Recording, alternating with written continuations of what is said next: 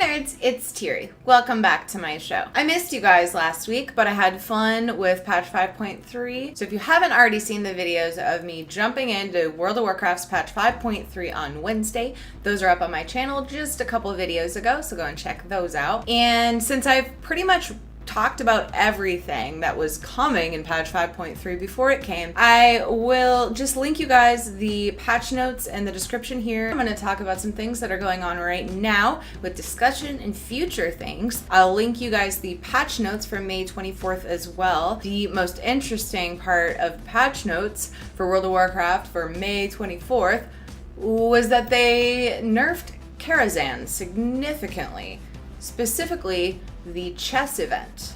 Check it out. Those of you that have been waiting to hear more about the Titan project that Blizzard has been working on, it has been put on hold until 2016. Supposedly, it just wasn't going in the direction Blizzard wanted to see it go. So they sent a lot of the devs that were working on that to other areas, and they're going to have a smaller team work on redirecting that project, and hopefully it'll get back on the right track and they'll continue it along. But don't expect to be hearing anything more about it because it's kind of put on hold. Ghostcrawler recently announced that the limit of having one Death Knight per server has been lifted, so you no longer have to transfer a Death Knight over if you want to have two Death Knights on one server. You can just create another one if you so desire. One of my favorite parts about World of Warcraft's patch 5.3 was the new heroic scenarios, because they're actually fun in that there's a little bit of a challenge going on. Mostly the challenge is just to figure out the best way to do the pulls, and it's a little bit easier to pull extra mobs from the sidelines when you're making your way through the scenarios. So they're pretty fun. The biggest reason why I like the new heroic scenarios is that for your first random heroic scenario of the day, you get a bag which has a small chance to drop a 516 item level piece of gear. Now, keep in mind, some people have already made this mistake. Don't queue up for a random regular scenario for the day if you plan on doing a random heroic, because they share a first for the day. So if you do a regular scenario random, you will not get your special bag when you do your heroic random. So there's that. If you're gonna do them, do the heroic one first. There's a really nice sum up and walkthrough on what's new with PvP in patch 5.3 on wowhead.com. I'm going to link that to you guys in the description. The other guide I'm going to link you to at wowhead.com is the Battlefield Barrens event guide. It's pretty fun. I liked the Barrens. I was originally Horde, so I thought it was kind of fun to go back to the Barrens and have a reason to go there. So if you watched my last videos, you know, you go and talk to Lore Walker Cho, do the scenarios, get into the Barrens, start doing your quests. Then there's a weekly that you actually can do after that. After completing the weekly, you get a piece that you can combine with a token that is a random drop while you're killing stuff in the Barrens. You get a item level 489 piece of gear. There's also some fun things you can get. A thing that shrinks you, a thing that makes your feet look like they're bare, transmog it to you and you have bare feet. There's some other cute things that you can get. It's all in the link below, the Battlefield Barrens event guide. There's a lot of interviews going on right now. I will link them to you in the description. The one in particular with Ghostcrawler I found most interesting. It's really nice the way they put it on Icy Veins too, because it's categorized by class and relevance.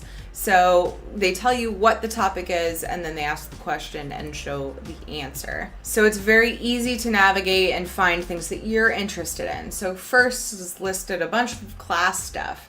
And then the one thing that I found really interesting was where they kind of addressed the rumor about tri-spec and the even older rumor about a fourth spec being added to classes.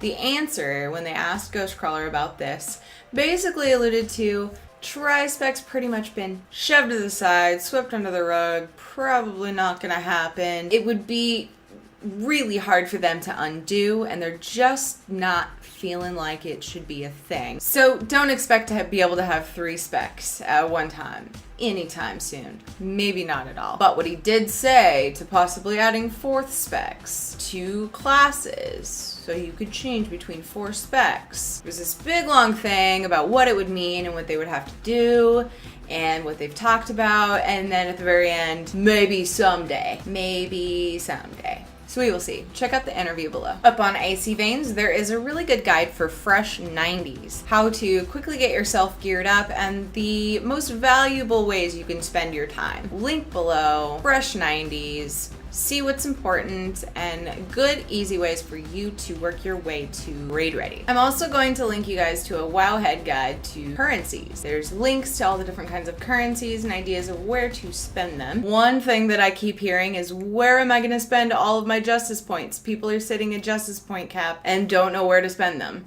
There are other ways to spend them, and if you can think of them, definitely share them in the comments. But my chosen way to spend my justice points is to upgrade my alt's BOA gear. So you can send your BOA gear to the character that has maxed out justice. You can then take the BOA gear with your overabundance of justice points to the BOA vendor in your home city, Stormwind or Orgrimmar, and then upgrade them to BOA gear that will then give you bonus experience up to 85 instead of 80. So I'm slowly getting rid of my justice points by doing that for characters that are still low level. To wrap things up today, I will link you to the Starcraft World Championship leaderboard and schedule updated May 28th. And also, in honor of Heart of the Swarm for StarCraft 2 being released, Jinx has some new gear up for StarCraft 2, and I will say it looks pretty cool, but I feel like in most cases Zerg gets the shaft. I need somebody to come out with a really awesome Zerg shirt, because Zerg is my thing. And I like the Zerg shirt, but I feel like there could be I feel like there's something out.